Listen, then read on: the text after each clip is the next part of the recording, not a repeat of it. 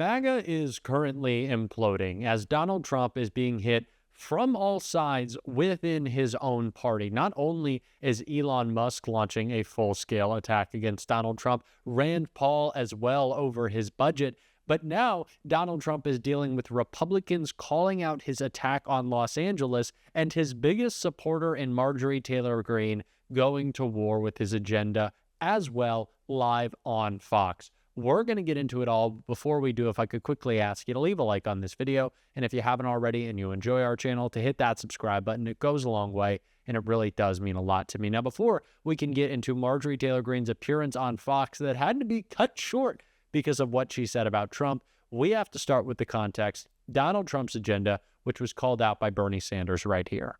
Well, let's be clear, Dana.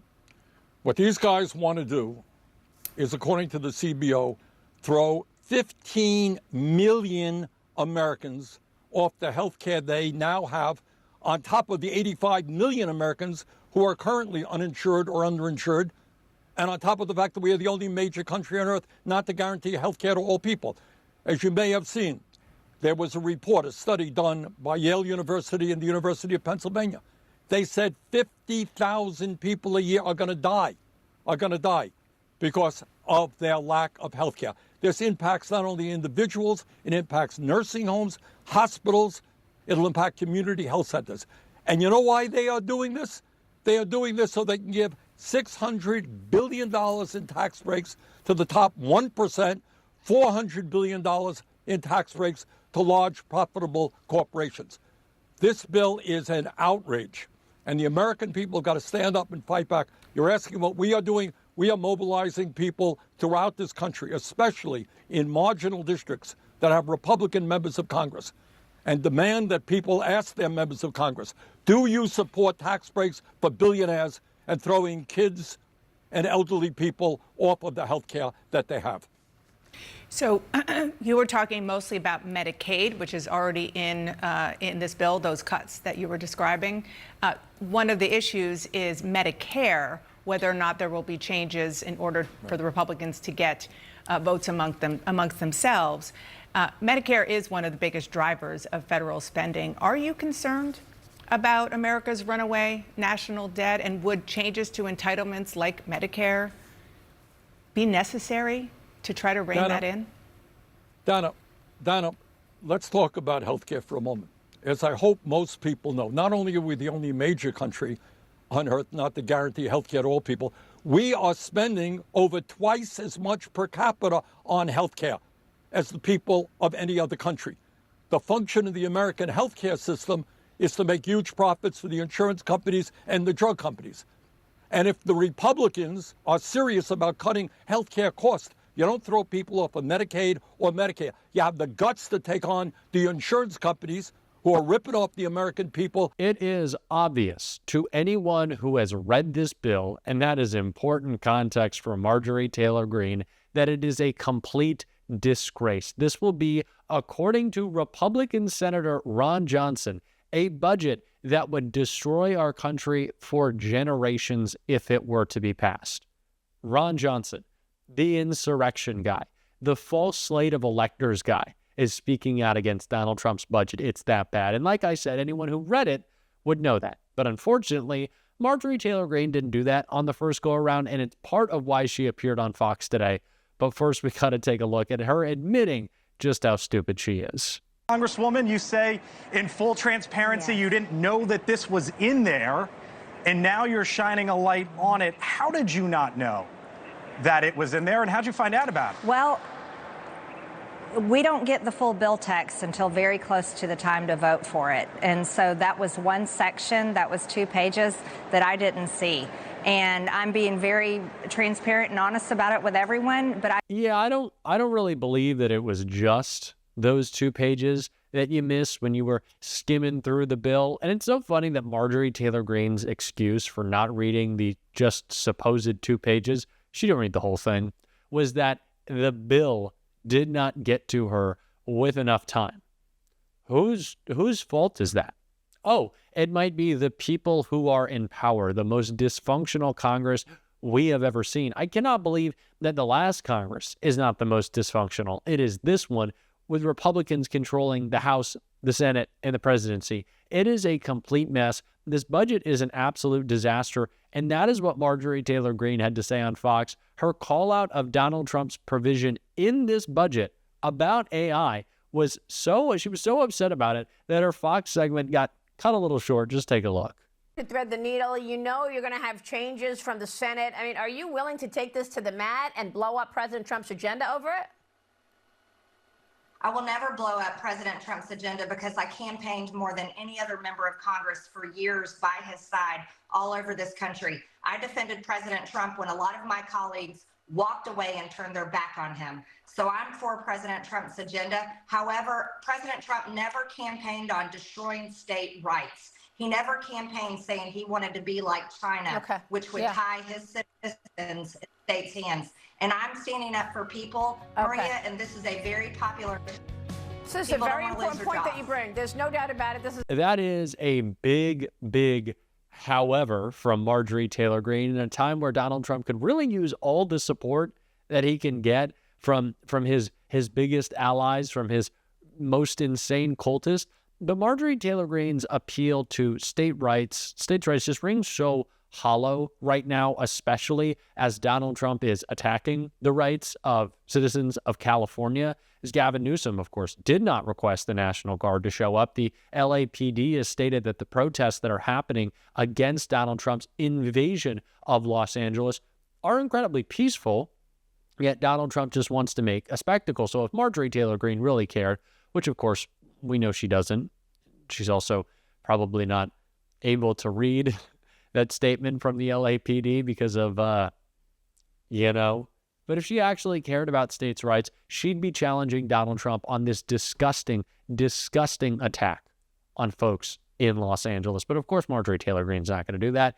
But I am surprised she's speaking out against this AI provision, but I guess every Republican has something that they don't like about this budget. We also saw Rand Paul on Fox today calling out Donald Trump. He really loves doing that at this point.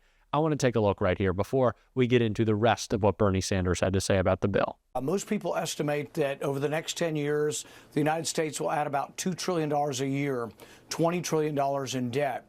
The savings, if you don't think the taxes or the tax cuts will cause a reduction in revenue, which I can accept that, and you say, well, the spending cuts are $1.5 trillion. That means instead of borrowing $20 trillion, we'd borrow $18.5 trillion. So the spending cuts are not nearly enough. The other way to look at this is ask year to year, will we spend more money next year than last year? The answer is going to be yes. Will the deficit be over $2 trillion next year? The answer is yes. This is why my big objection to the bill is they want to ask us to expand their credit line to $5 trillion. So if your teenager at 16, you gave them a credit card, they maxed it out on booze and gambling, and they were $2,000 in debt, and they said, well, Mom, Dad, I want more credit. Would you give them more credit? Congress is like drunken teenagers. They're terrible with money. The example of the explosion of debt is awful and not to be commended. We should be giving them very limited tranches of debt expansion and make them prove to us that they are good with money. But by no means should we give them $5 trillion and say, oh, just keep doing what you're doing. They have a terrible record, so they need more restraint and more oversight, not less. I think it is important in the midst of the MAGA civil war that we remember we don't agree with Rand Paul or Elon or certainly Marjorie Taylor Green, even though the points that she's making about the AI provision, they are important. They agree with us. They're not on our side. They're just agreeing with common sense, something that they rarely do. But I don't want to give them too much credit, especially Elon Musk. This is something that I'm very afraid that Democrats are about to jump the gun, get a little too excited about. Oh, Elon, he's on our side now. No, Elon does whatever is convenient for Elon, whatever is going to make Elon the most amount of money. I don't like this idea of bringing him into the fold, taking his dark money. Absolutely not. We cannot say that this guy is trying to buy up our elections, which he did and admitted to, by the way, giving people $1 million checks illegally.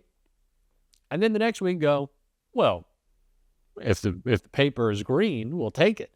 No, we don't need Elon's money. We need a compelling message and to mobilize people and get them out to vote.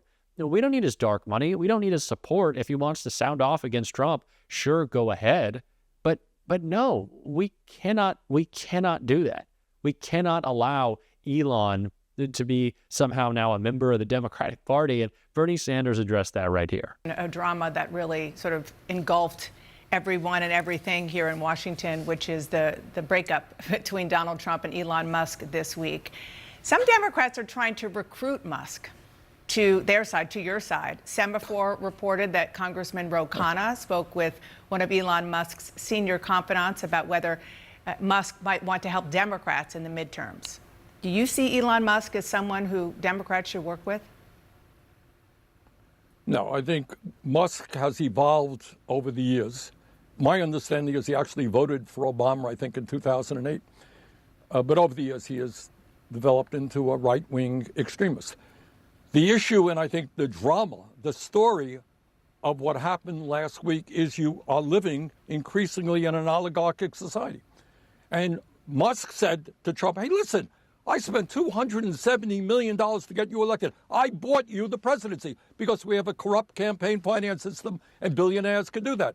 And Trump said, well, I gave you the right to run the government for 3 or 4 months, but I don't like the guy you want to run NASA, and we're going to get rid of him. And Musk got upset. This is a fight between oligarchs. It's a fight about power among the few, and it's really an embarrassment to those of us who believe in democracy and the rule of law.